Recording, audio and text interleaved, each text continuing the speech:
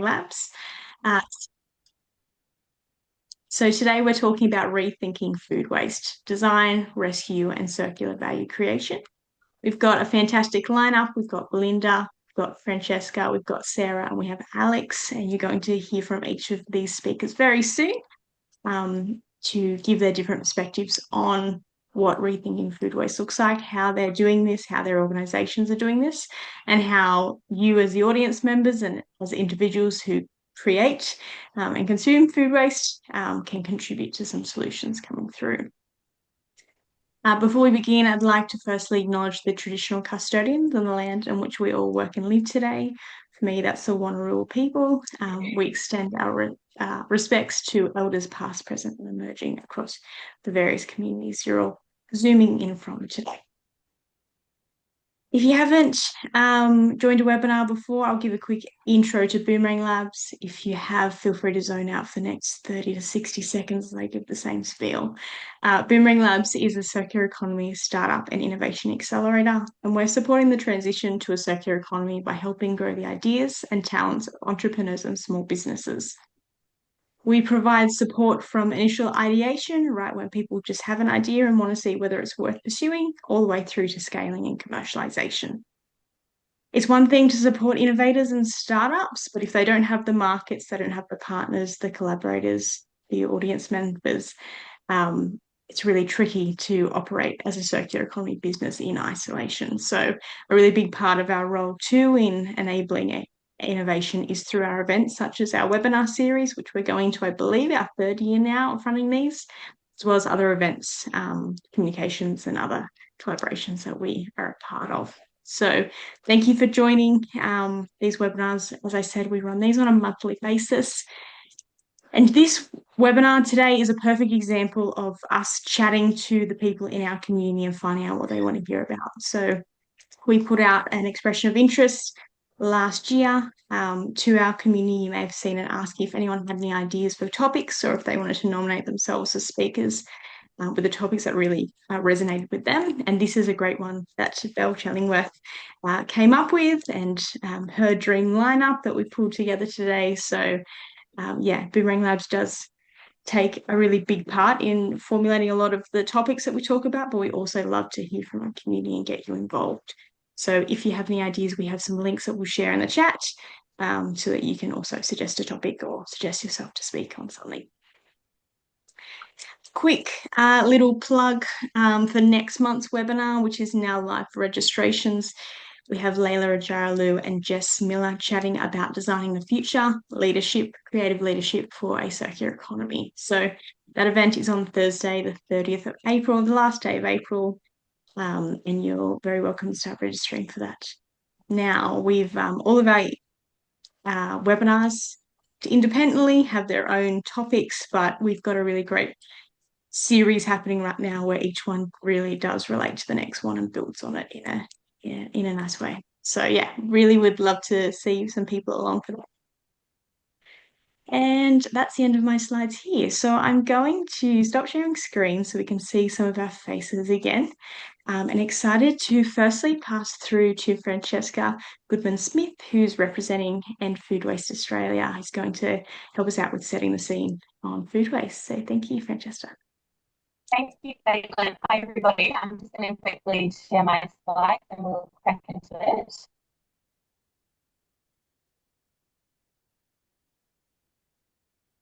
All right, hopefully you can see. Yeah, thumbs up. Yeah, thanks, Kayla. Hi, everyone. I am Francesca Goodman-Smith. I'm the Director of Research, Development and Extension at End Food Waste Australia. I'm dialing in from the engine Brisbane and would like to acknowledge the traditional owners of the land here, the Turrbal and Kiagara people, and their deep connection with the land and the food systems that operate on the land. So we're very fortunate to be here today to discuss the topic of food waste reduction. It's a topic that's very close to my heart, and I think food waste really resonates so much because it's something that we all interact with. We all have experiences of food in our daily lives and can see the problem of food waste playing out. So it's a very tangible way to make a difference to climate change by altering our own actions around how we consume food and what's wasted. So very excited to hear from the other speakers today and to have some exciting discussions about ways to tackle the problem of food waste. So my role here is really to set the scene on food waste globally and in Australia, and then we'll hear from our speakers in a bit more detail about some initiatives that are happening here. Excuse me, Francesca, sorry to interrupt. Yes. Your sound is a bit scratchy. The sound is a bit scratchy, okay? Yeah. I'll just connect to some headphones and see if that helps.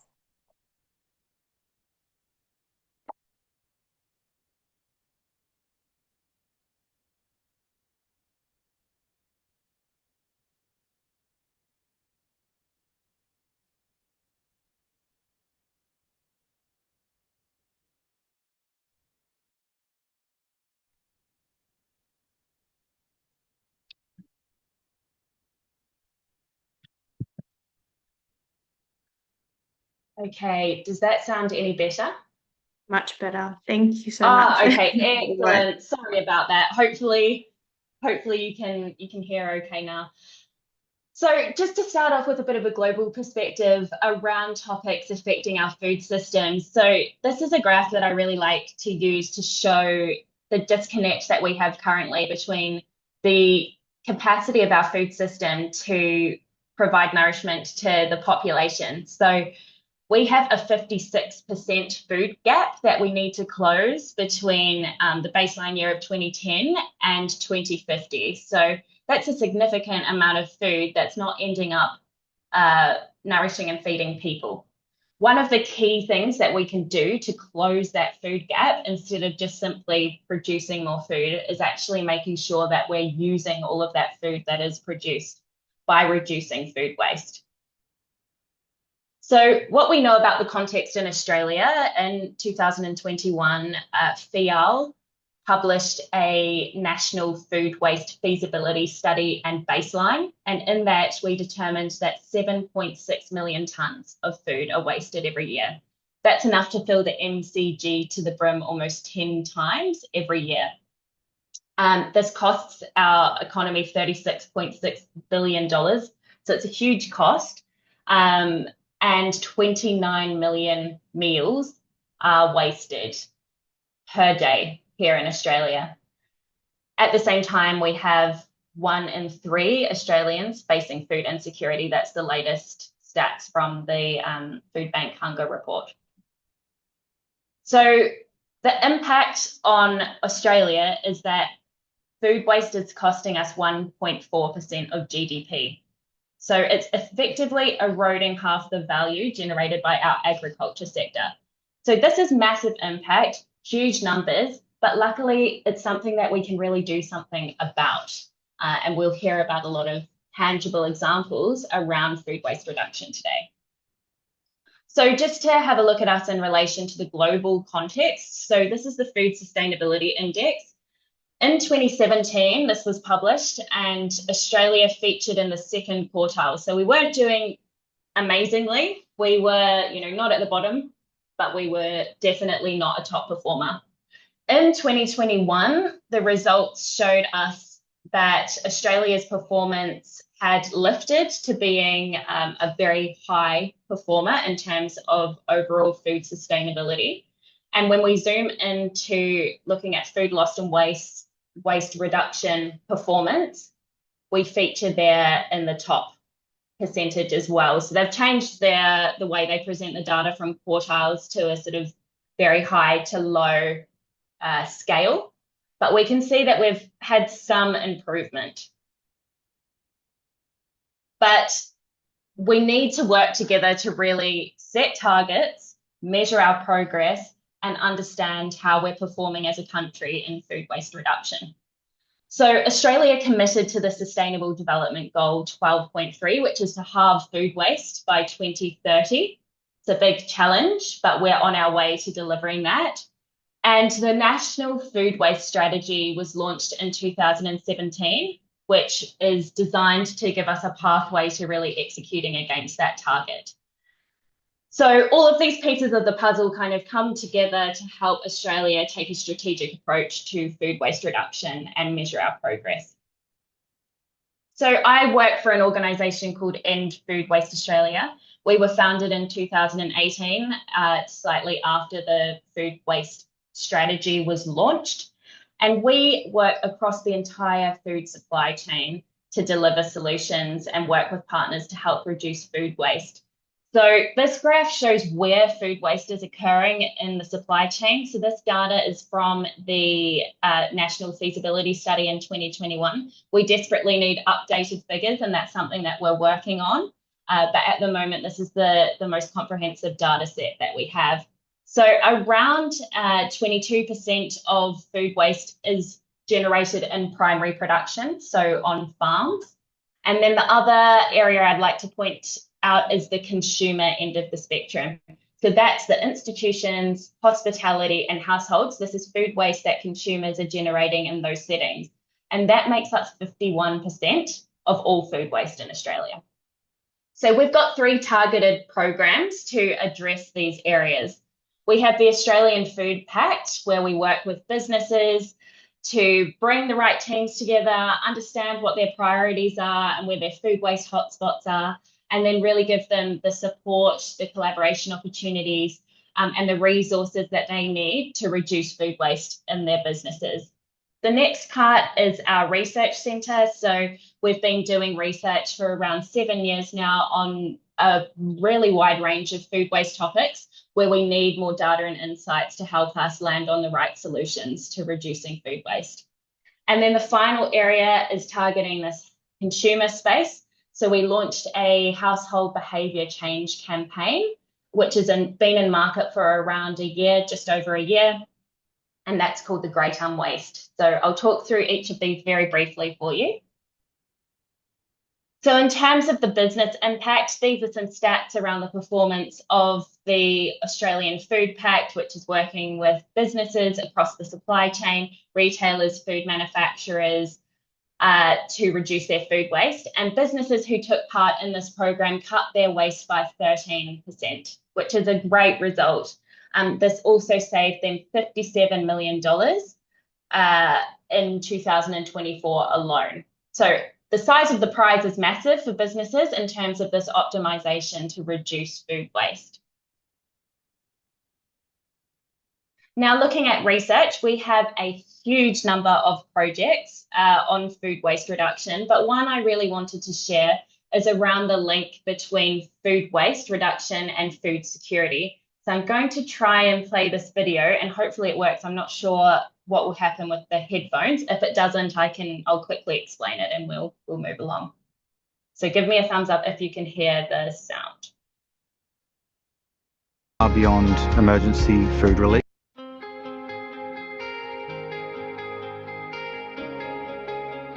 So excited about this project. It's going to really expand the work that we can do to help families in need.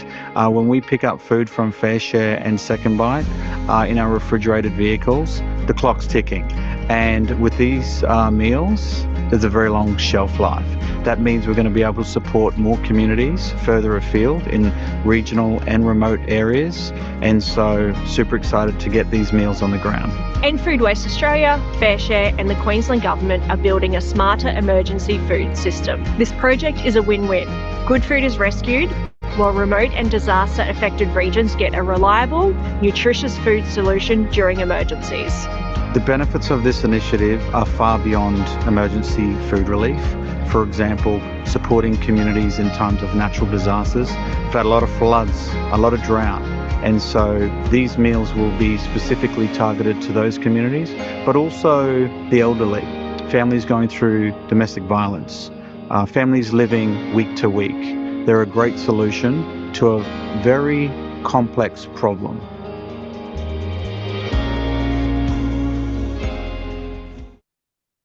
Great, so that's just an insight as to how research can help develop solutions to food waste reduction and then result in a whole bunch of impact that's much broader than just reducing the food waste, but actually making sure that people have meals, and that all the food that we generate is able to be delivered to communities at times of need as well. Another big project that we're working on is food waste in the horticulture sector. So this is a massive hotspot for food waste across the supply chain. Around 3 million tonnes of food is wasted, that is horticulture crops. So we're launching a big research project next week with 30 plus growers, state governments, federal government, Port Innovation, and other research partners to really tackle this food waste challenge at a systemic level. And the final area I wanted to highlight is the Great Unwaste campaign. So this is focused on that 51% of food waste that is being created at a household and consumer level. And this campaign is really designed around positive messaging, around giving consumers solutions to reducing their food waste. And it was all based on a 3-year research program around which solutions would make the most difference to reducing food waste in households. So 7 key behaviours came out of this research, and this is what the campaign messaging focuses on. So things like meal planning, first in, first out, using your leftovers, using a list, cooking the right amount. So giving people lots of tips and advice around these behaviours and positive messaging to encourage that behaviour change. So I will leave it there. That's a bit of an overview around what we do as an organisation, food waste in Australia, and how we sit in the global sphere. And we'll hear from our other speakers on some more detailed examples of performance against food waste reduction targets in Australia. Thank you so much, Francesca. That was great. And I am yet to attend a food waste presentation where I don't walk away shocked by the statistics. I feel like every time I listen to a new one, there's a new stat. And there's a few people in the chat who've said similar, have a similar sentiment around how shocking those are. We will answer questions at the end with all the speakers, but Francesca, if you could go through some that are like very specific and niche, that would be great if you could answer some of those in the chat. But particularly, there's a great question about packaging, which I think will be a good one for speakers to address later around what are we needing to prioritise in terms of sustainability efforts. So thank you so much. That was a great start and really set the scene for us for the next presentations. Next up, we have Belle Chellingworth, who's coming in with a perspective on food waste in businesses. So thank you, Belle. Hi, good morning, everyone. It's great to see lots of familiar faces and new ones as well. I'm Belle. For those who don't know me, I've worked in circular economy and waste prevention for over 20 years. Food waste is a particular love and passion of mine. I've done everything from led the business program when Love Food Hate Waste was brought out from the UK to Australia. I've rolled out FOGO services for large councils, and I was previously the head of waste for Aldi Supermarkets and the London School of Economics. So I've been around the system, and these days I'm an independent consultant and speaker, and I primarily work with government and business. So that's what I'm going to focus on for this morning. Francesca gave us some pretty interesting statistics, and the eagle-eyed would have noticed that business and the commercial sector were front and centre in some of those statistics. So when we look at business waste, some of the most, I would say, common suspects that pop up are really the places where we go to eat and drink and enjoy with our friends, like cafes, pubs, catering, anywhere there's a party or a conference, and places like stadiums as well. So these are some of the main culprits where we find a lot of food waste across the sector. And I really had this epiphany a few months ago where there's fun, there's food waste. So keep that front and center in your mind as we're going through, because I've got a little call to action at the end. But when we look at some of the major contributors and sectors to food waste in Australia, look, I'm a glass half full kind of gal.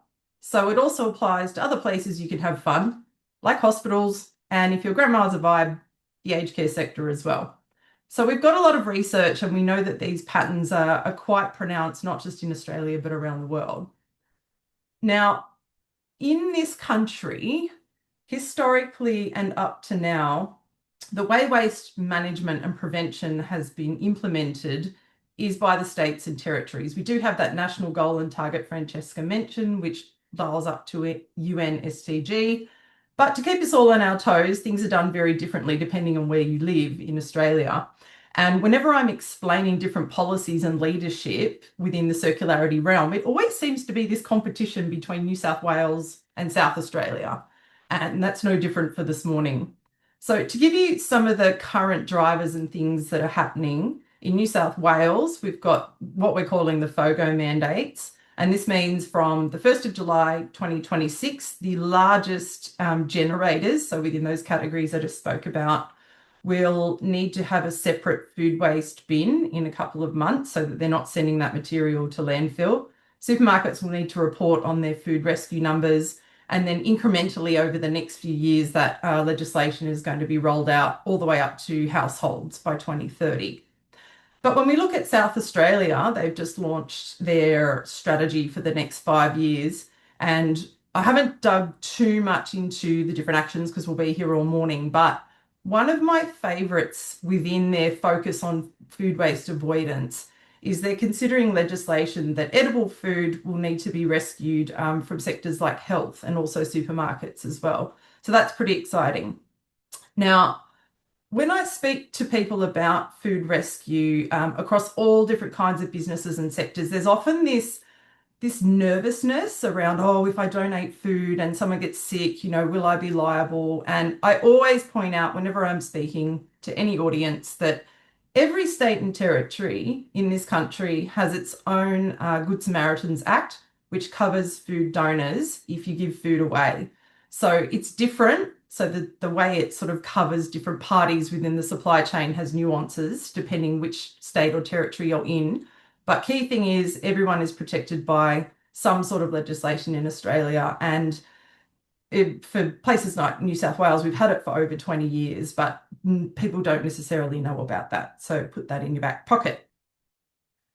So when we look at food waste in businesses, it's interesting because sometimes there's no real appreciation for food waste at all. If there is an appreciation for it, it might be very centered on around, oh, well, look, we put it in the bins and that's a shame and maybe that cost us some money. But when we look at the high level stats within the business sector, we lose 6.4 billion every year in Australia across the commercial sector. When we look at the hospitality sector, there's 1.2 million tonnes of waste every year. But what's really eye-opening is that 2/3 of that is edible. When we look at the catering sector, and I work with a lot of caterers, there was a study in New South Wales that showed, well, if the ingredient waste was reduced from the outset, that will cover another 2 shifts for chefs. And everyone's very mindful of labour and costing of rosters within that sector. So that was a real eye-opener. And then sometimes it's actually quite difficult to get numbers around, well, what is the waste that comes out of the catering sector? But an EU study showed that about 20% of the waste that they were generating was food. And then when we look at the aged care sector, a New South Wales study showed they were wasting, on average, each facility $1,000 per week. So we've got some pretty good stats on all of this, and they really tell a good economic story for opportunity. But when people think about the cost of food waste, if they think about it at all, if we look at a typical business process, they'll buy food, it will get delivered, then they will prepare it, store it, whether it's a restaurant, whether it's a pub, aged care. And then you've got, if the food is wasted, it leaves in some kind of bin. Now, if it leaves in a red bin for landfill, that's a cost to the business. If it leaves in a FOGO bin, which is absolutely better than a landfill bin, that's also a cost to a business. However, if we take a fresh look at this, and this is really the journey that I take businesses through, there's a real cost which starts when they procure the food, that they might not necessarily serve or sell. If they're wasting food and it's a sort of business where they're charging people to eat, so if it's a pub or a restaurant or a stadium, there's an opportunity cost in either not serving that food, or increasingly we're seeing some solutions like Too Good To Go, where if a cafe hasn't sold all the muffins by the end of the day, they could resell that food via that app where people go and pick it up at a discounted cost. So there's different mechanisms for making money across the system now for food in these types of businesses, particularly the type of food that you need to serve on the day. But then the third component is, again, that removal. So really, you're paying for waste 3 times over, not just once. So the point I get across to businesses, and typically like this takes a little bit of hand holding and you can't come straight in with this messaging because people won't necessarily get it. It's not actually a waste problem, it's a planning and supply chain problem. So in terms of being able to ingrain and fix this, like the typical approach is people will sort of go, okay, we've got a waste problem, let's do a waste management plan, let's figure out, okay, what bins do we have, how often are they picked up, like who's responsible for moving them around? And that's great. That's certainly part of it. But typically when we come in at the beginning and we actually look at the responsibilities and we implement a plan that's holistic, it's involving the chief financial officer, the risk officer, if they're a large business, and procurement, looking at the way RFQs are structured, having open dialogues with suppliers, having efficiency KPIs. Then we move through to catering and suppliers. So by suppliers, I mean cleaners. They're really important for moving material around and having the observations and refining the processes. And then it ends up in the hands of facilities management, where they're managing food rescue logistics and FOGO collections as well. And this is all underpinned by having good data sets all the way through, behaviour and cultural change, lead indicators, not lag indicators, and having a waste prevention plan, which really starts with the financials. So just a couple of case studies to wrap my part up. These are, some really great wins. Just starting on the left over here. This is Carl. He manages Flatbox Brewery in Naremburn. He's done some amazing things on waste prevention. You can go to his pub and you can see that he's got a little garden out the back. He donates the spent brew to local residents and community gardens, but he really manages his stock quite well. So if he looks in the fridge on a Sunday night and he's got lots of schnitzels left over, he knows Monday and Tuesday might be a bit quieter. So he'll do a special on the schnitzels to make sure that they're sold and that they don't go off in the fridge. And then these burgers that he's got here at this event, when he does catering for any event, he monitors the food. He doesn't just cook all the food and sort of serve it out in hopes that it goes. He's got like a staggered approach to how that food is taken out. So once everyone's eaten something, then the next lot will go on. So there's a much more controlled way of managing stock there. In the middle here, I mentioned I work with caterers. This is a continual pattern I'm seeing where, particularly where there's a buffet style, the amount of either carbohydrates or vegetables served out is often too much and people don't eat it if you look at plate waste. So just reducing that amount, but letting people know they can come back for seconds has been really effective. And then looking at hot chips, there is an absolute goldmine in hot chips, no matter where you are. If you look at the serving sizes, I've worked with businesses who save like over $100,000 per year now because they've got a lot of pubs, a lot of clubs, and they just looked at plate waste, what people weren't eating, noticing they were serving way too many chips, and so just dialed the portion size back a little bit. And it was as simple as that, and it made some great savings there. So to wrap up, look, waste incurs costs, multiple costs in businesses. The solutions start with holistic plans, not just thinking about bins and then trying to work backwards. And then because we really do need a cultural shift, everyone's turned up because they're interested in this topic this morning. You know, whether you're going to a party on the weekend or whether you work in a business or a council, ask yourself, am I about to have fun? Because where there's fun, there's food waste. Thanks, Katie. Thanks, Belle. Love the presentation. Thank you. Some more really great stats in there. Again, and I think it's really great to ground it in the experiences and actually calling out some pubs who hopefully will get some good new attendance from people where they pass through the area. Though it does shock me that people don't eat chips. Surely that's the first thing that goes on a plate. But anyway, who each their own. The next person we have coming up is Sarah Hughes. Thank you, Sarah. Sarah is coming to us with a role at Oz Harvest. However, today she's going to be speaking about her experience and some case studies through food waste in the healthcare sector. So thank you, Sarah. Looking forward to hearing about it. Thank you. Good morning, everybody. Thanks for setting the scene, Francesca and Belle. So I am a chef by trade, and I've been working in the food waste space for about the last 4 years. I work with Francesca in food waste, looking at food waste in the food service sector. Belle and I often catch up and try and put the worlds to rights. So today I'm speaking about hospital food waste. Recently been involved in a project looking at the diversion and reduction of food waste in kids' hospitals. So really want to give a really sort of practical knowledge about this. So just a little bit of an overview about the picture of hospital food waste. So food waste in institutions accounts for about 3.5% of our food waste in Australia. That equates, when we look at the edible portion of that, to about 336 million meals each year going to waste. There's not a huge amount of really good data out there about what we are wasting in the hospital sector, but some European studies have shown that up to 50% of the general waste can actually be made up of food, and on average about 30% of the food that is served is never eaten. Sorry, I'm just going to move across. The challenges that the food waste in hospitals is, jokes aside, it is very challenging to deal with this. We've got, nutrition is just super important for good health outcomes. Patients who eat less than 50% of food that they are presented with have generally associated with a longer length of hospital stay. Added to that, we've got nutritional guidelines that we have to stick to, and there's very high food safety standards. These are very risk adverse areas.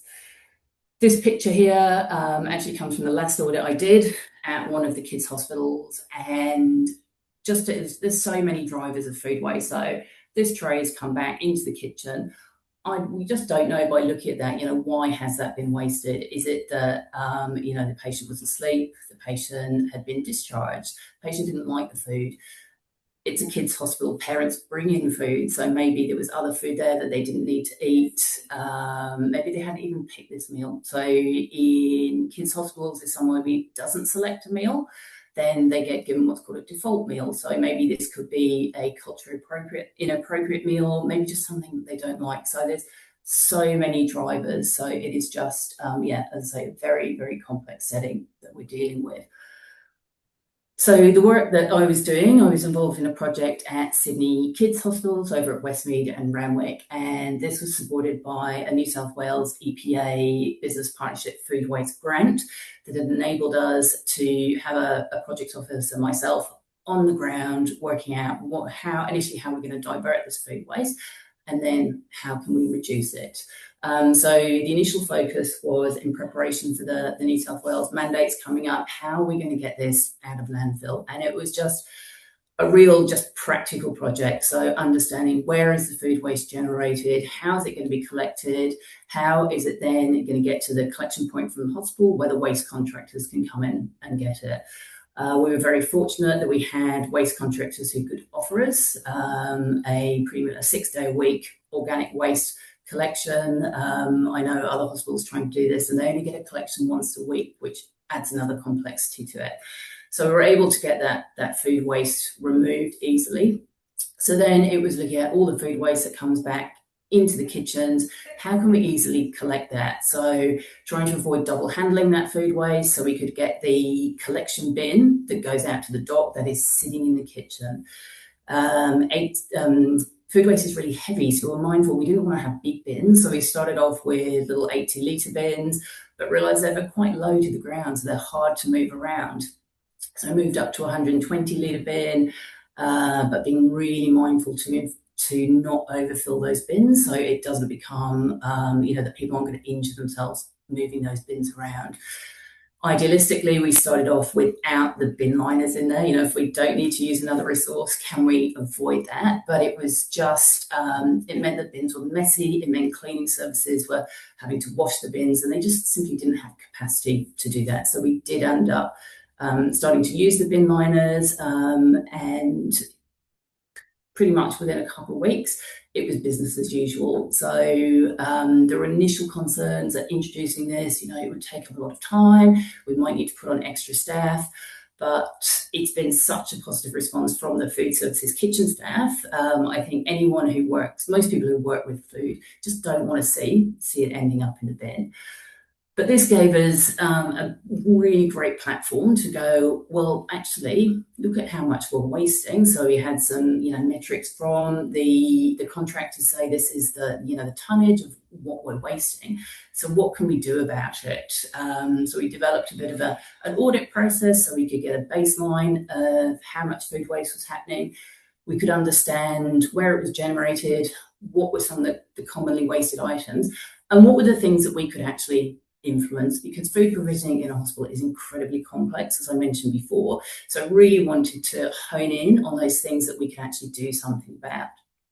So the first thing we looked at was, I just simply looked at, is it coming back from the patient trays or is it coming back from in the kitchen? And I thought, it would be predominantly all patient waste. I was quite surprised that the split initially, there was 40% coming back from the kitchen, 60% from the patients, which meant within the kitchen, it's a little bit more under our control, and there were some things that we could do.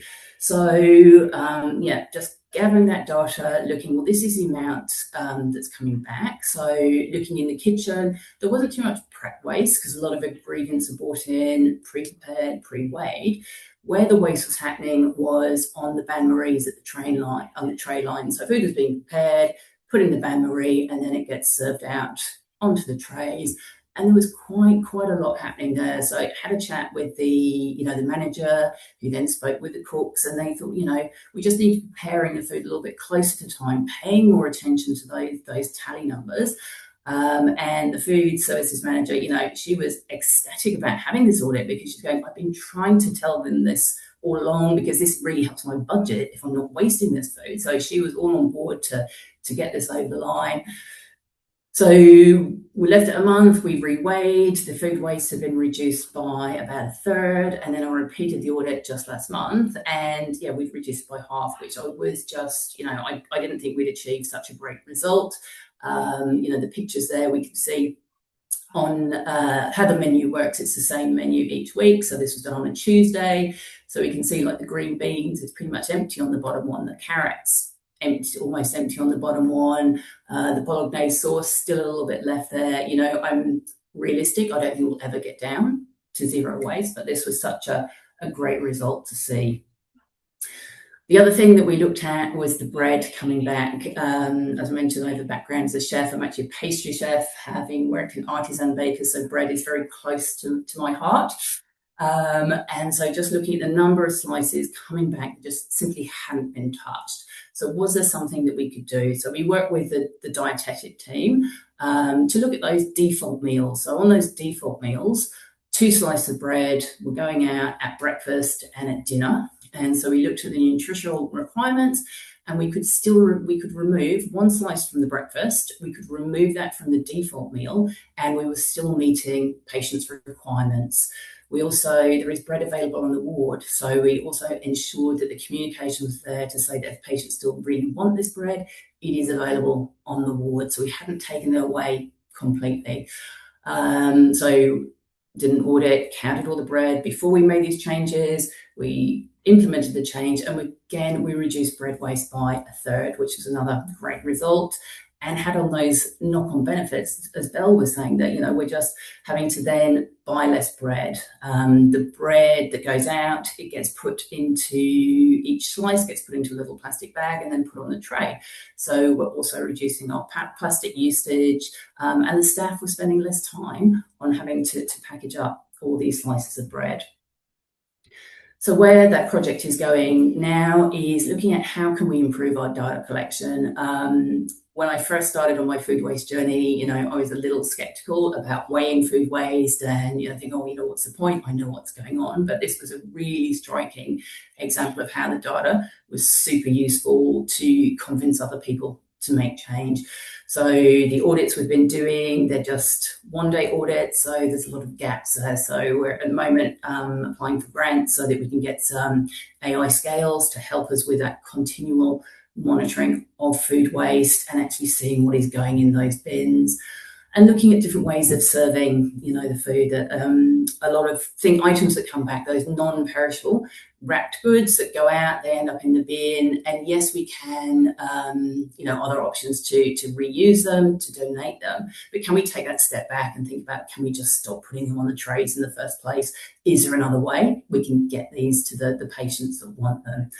And then collaboration is a huge key, sharing this knowledge, because there is no one silver bullet that fits every scenario, that fits every hospital out there. So sharing those learnings and not just the good things, the mistakes that we made along the way, then if we can help other people on their journey, then, that multiplies our impact here.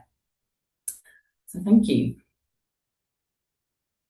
Thank you so much, Sarah. What a great presentation and a great case study. I think that there's a trickiness, as you've discussed, in the healthcare system and trying to prioritize safety and waste. And there's a lot of comments in the chat, and I'm sure there's some questions there waiting for you if you have the time to have a look through those. But thank you so much. We'll head into our last presentation before we have some questions at the end now. So I'd love to invite Alex Morris to join the spotlight, or Taylor to put a spotlight on Alex. Alex is from Loop Organics, and Alex will be talking about food waste from a soil health, contamination, recovery, all these sorts of perspectives, which is taking a slight turn from the other perspectives we've heard so far. So thank you so much, Alex. Take it away. Okay. So can you give me the thumbs up if this worked this time, Caitlin? Yeah, that's working. Thank you. Excellent. That's good. All right. So good morning, everyone. And just first of all, I wanted to say thanks, Belle, for this concept of connecting food waste reduction with the recycling part, because it seems so obvious from my point of view, but it's often forgotten when we talk about measuring the amount of food going into the green bin. Of course, we want to first reduce the amount of waste that's generated. But then if that's not possible, then you make sure it ends up in the correct bin to avoid it going to landfill. So I'm a senior environmental scientist with Loop Organics, and I'm going to speak from the perspective of a food waste processor. So this covers what happens to the food waste if you didn't manage to avoid it, when the bin gets picked up, how it's reprocessed and what it becomes, and then how high quality composts can also help support circular economy outcomes. So I just want to touch on some of the risks that as food waste processors we face from contamination, and why this education piece and source separation and getting a clean stream of waste is essential to us for making high quality products. Okay, that moved slides and everything. So a bit of information about Loop Organics. In case you don't know us, we are committed to driving sustainability in the organics recycling industry, and our long-term strategy is about promoting circular economy using all suitable forms of organic waste. We've got three main arms.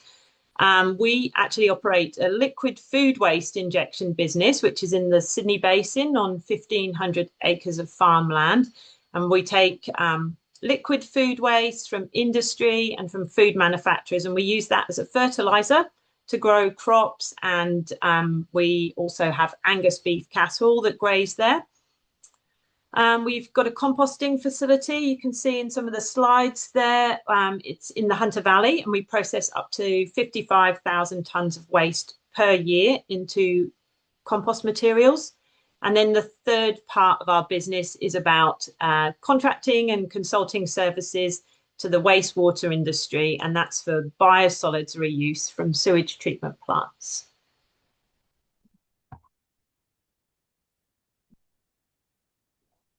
Here we go. So, I mean, you've seen some photos there, but this is just to look at it from the bin perspective. And then Belle's already touched on this. The food organics recovery is expanding rapidly. And there's these in New South Wales, there's these FOGO mandates, which are going to be coming in starting this year. And we've got these huge landfill diversion targets. Talking from a Sydney perspective, we're especially constrained with landfill space. So I just wanted to show you from a processor's perspective on the left what the food waste looks like when it might arrive at our facility. There's some examples there of supermarket and restaurant waste. And then on the right is what we call the FOGO waste, which is the green council bins. And you can see it's really actually mainly garden organics and then just a little bit of food in there. There's some very traditional oranges just in that you can spot. So if you think about those pictures, it kind of sets the scene that there's no one size fits all solution for processing all of those wastes, and it depends a lot on where the waste is made and what's actually in it. So across New South Wales, the majority of food organics are processed through two main pathways, which are aerobic composting. So that could be either open windrow composting or in-vessel composting, which is a closed system, or it could be via anaerobic digestion. There's other options which exist, insect larvae farming and vermiculture, which is the use of worms, and there's also food dehydrators.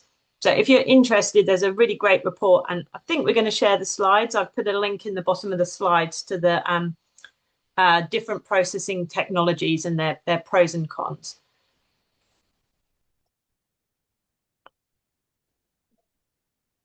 This is the compost facility that I was talking about that we have in the Hunter Valley in Ravensworth, and it's an example of aerobic composting. So when the food waste arrives on the left-hand side of the slide there, you can see we've got inspection and pre-processing steps. So we have to remove visible contamination, and unfortunately we do get some, like plastic and glass and metal, and we often do this by hand to get out large, obvious bits of contamination. But of course, each facility has its own methodology. We would then mix up those different wastes and then put them into long windrows, which are called, long pyramid-shaped rows called windrows.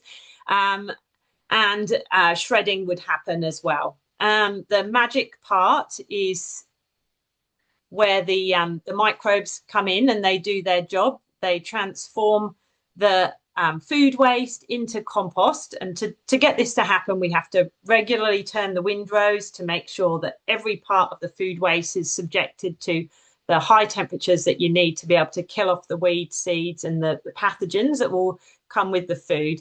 And once you meet some strict EPA requirements for how much time and how much temperature, then we can say that compost has been pasteurized. Then we can screen it, which you can see on the right-hand side. We've got a screen there to remove the oversized material, and we make a stockpile of the fine material, which we can mature and then take out for agriculture or landscaping markets.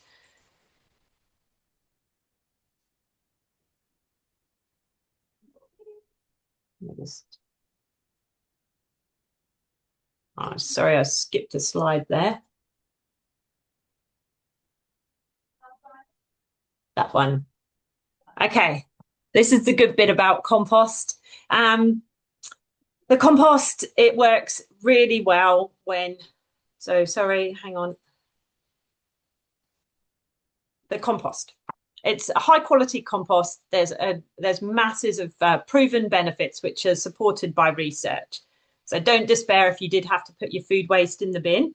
The product we make can help improve soil structure, boost soil organic carbon. We can enhance water holding capacity and infiltration.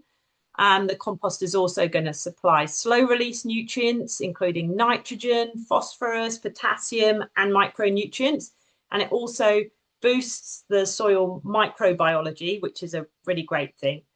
The evidence there shows that compost is highly effective as a soil amendment material and supports soil health, higher yields, and reduces reliance on synthetic fertilizers. You can see in the middle of the slide that's from the New South Wales EPA trials, just looking at compost versus no compost, and the plant on the left there, which is massive, that's been grown in compost.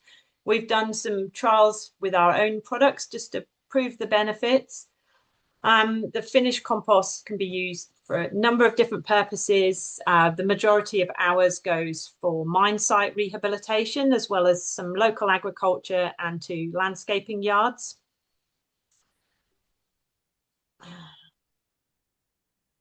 So the compost process, it works really well when we get a nice clean stream of organics, but when the contamination is high, then each of those steps gets slower and costlier. So need to really think about that with the education bit at the front. And the key point for us is quality in equals quality out. So that's one of the most important drivers of successful organics recycling.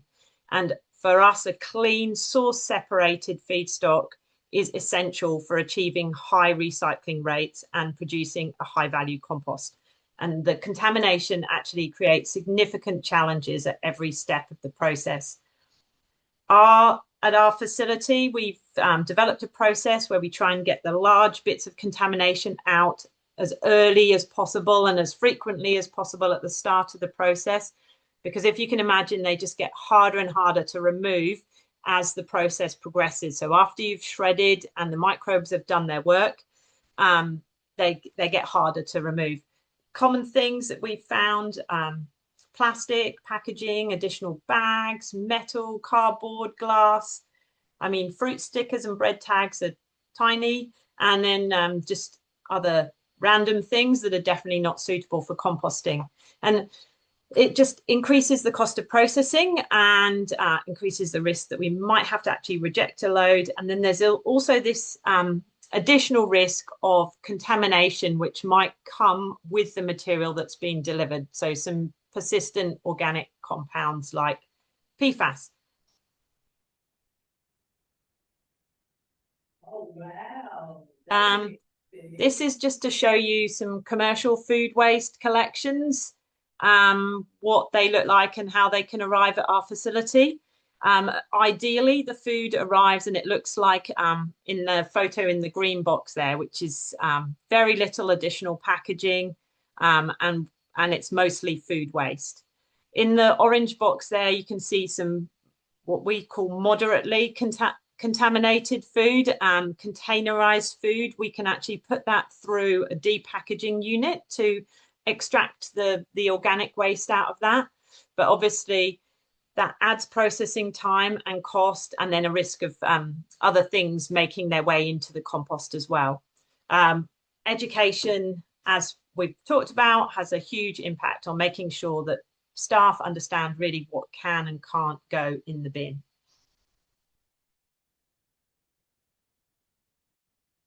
So this is just a bit more, why is contamination such a problem? Some of the key risks we face as food waste processors can be linked back to these high levels of contamination in the waste stream, and these small bits of plastic film, bits of packaging, when they get into the compost system, as we said, they're going to break down into smaller and smaller pieces. And eventually, once they're less than 5 millimeters in size, we call them microplastics. There's a study, it's the right-hand side there of the slide. It was done in 2025. There's 11 different facilities across Australia that researchers looked at, and they unfortunately found microplastics in all of the composts that they sampled. On the left, just referencing a study that the New South Wales EPA have done, where they looked at different residual chemicals in compost, and they found low levels of persistent chemicals, for example, these PFAS chemicals, which we maybe have all heard about. And although the risk is really low, one of the EPA's key controls that they're highlighting is just to really make sure that the FOGO is just food and just garden organics. So we keep all those other sources of these different chemical contaminants out of the material. Unfortunately, and that's in the black there's no commercially available technology to remove these microplastics or the residual chemicals once they've found their way into the compost. So having a very clean feedstock is absolutely essential. Just to end on a positive note, processing the food waste, you probably asked your grandma, is one of the original examples of a circular economy, but having a clean organic stream is the foundation for success. So from your bin to the waste collection contractor to the reprocessing facility, every step matters. And when we get clean organics, we can create amazing products that are going to improve soil health, support regenerative agriculture, and we can reduce landfill emissions. Thanks. I'll hand it back to you, Caitlin. Thank you so much, Alex. That was fantastic. And we're finishing right on time. I think that was perfect way to round out the discussion. So yeah, we haven't had time to have a group discussion, but I think that's we've had plenty of activity happening in the chat, and all of our speakers are really keen to continue the conversation afterwards. So you will be sent a follow-up email from tomorrow from Taylor with a recording of today's session, as well as some contact info and perhaps some presentations as well. So firstly, I want to thank all four of our presenters today. Fantastic to hear from each of you and to feel both shocked by statistics, but also motivated to see some great solutions coming through. And thank you for everyone for attending. Fantastic to have the turnout that we have had today, and that really just speaks volumes to how many people are out there taking this issue seriously and looking for solutions. So thank you again for joining the webinar. Looking forward to seeing you hopefully at next month's. Thank you.